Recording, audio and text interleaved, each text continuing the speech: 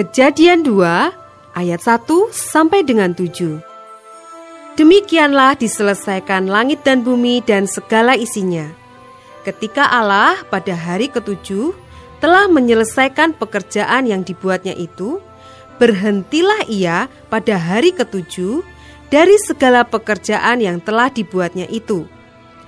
Lalu Allah memberkati hari ketujuh itu dan menguduskannya, karena pada hari itulah ia berhenti dari segala pekerjaan penciptaan yang telah dibuatnya itu. Demikianlah riwayat langit dan bumi pada waktu diciptakan. Ketika Tuhan Allah menjadikan bumi dan langit, belum ada semak apapun di bumi, belum timbul tumbuh-tumbuhan apapun di padang, sebab Tuhan Allah belum menurunkan hujan ke bumi, dan belum ada orang untuk mengusahakan tanah itu. Tetapi ada kabut naik ke atas dari bumi dan membasahi seluruh permukaan bumi itu. Ketika itulah Tuhan Allah membentuk manusia itu dari debu tanah dan menghembuskan nafas hidup ke dalam hidungnya. Demikianlah manusia itu menjadi makhluk yang hidup. Ayat 8 sampai dengan 25. Manusia dan Taman Eden. Selanjutnya Tuhan Allah membuat taman di Eden, di sebelah timur. Disitulah ditempatkannya manusia yang dibentuknya itu. Lalu Tuhan Allah menumbuhkan berbagai-bagai pohon dari bumi, yang menarik dan yang baik untuk dimakan buahnya, dan pohon kehidupan di tengah-tengah taman itu, serta pohon pengetahuan tentang yang baik dan yang jahat. Ada suatu sungai mengalir dari Eden untuk membasahi taman itu, dan dari situ sungai itu terbagi menjadi 4 cabang. Yang pertama namanya Pison, yakni yang mengalir mengelilingi seluruh tanah Hawila, tempat emas ada.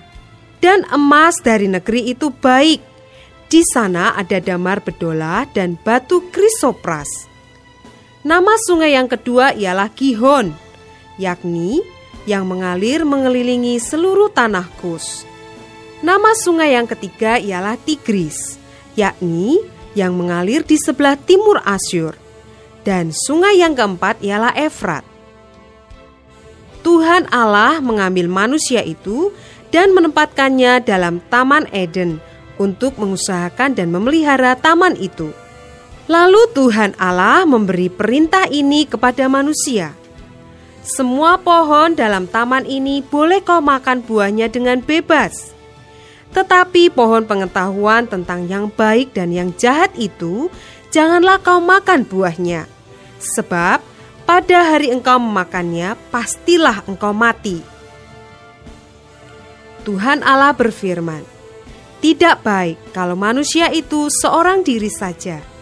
Aku akan menjadikan penolong baginya yang sepadan dengan dia. Lalu Tuhan Allah membentuk dari tanah segala binatang hutan dan segala burung di udara. Dibawanyalah semuanya kepada manusia itu untuk melihat bagaimana ia menamainya. Dan seperti nama yang diberikan manusia itu kepada tiap-tiap makhluk yang hidup, demikianlah nanti nama makhluk itu. Manusia itu memberi nama kepada segala ternak, kepada burung-burung di udara, dan kepada segala binatang hutan. Tetapi baginya sendiri ia tidak menjumpai penolong yang sepadan dengan dia. Lalu Tuhan Allah membuat manusia itu tidur nyenyak. Ketika ia tidur, Tuhan Allah mengambil salah satu rusuk daripadanya, lalu menutup tempat itu dengan daging. Dan dari rusuk yang diambil Tuhan Allah dari manusia itu, dibangunnyalah seorang perempuan, lalu dibawanya kepada manusia itu. Lalu berkatalah manusia itu, inilah dia, tulang dari tulangku, dan daging dari dagingku.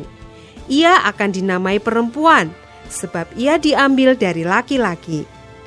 Sebab itu seorang laki-laki akan meninggalkan ayahnya dan ibunya, dan bersatu dengan istrinya, sehingga keduanya menjadi satu daging.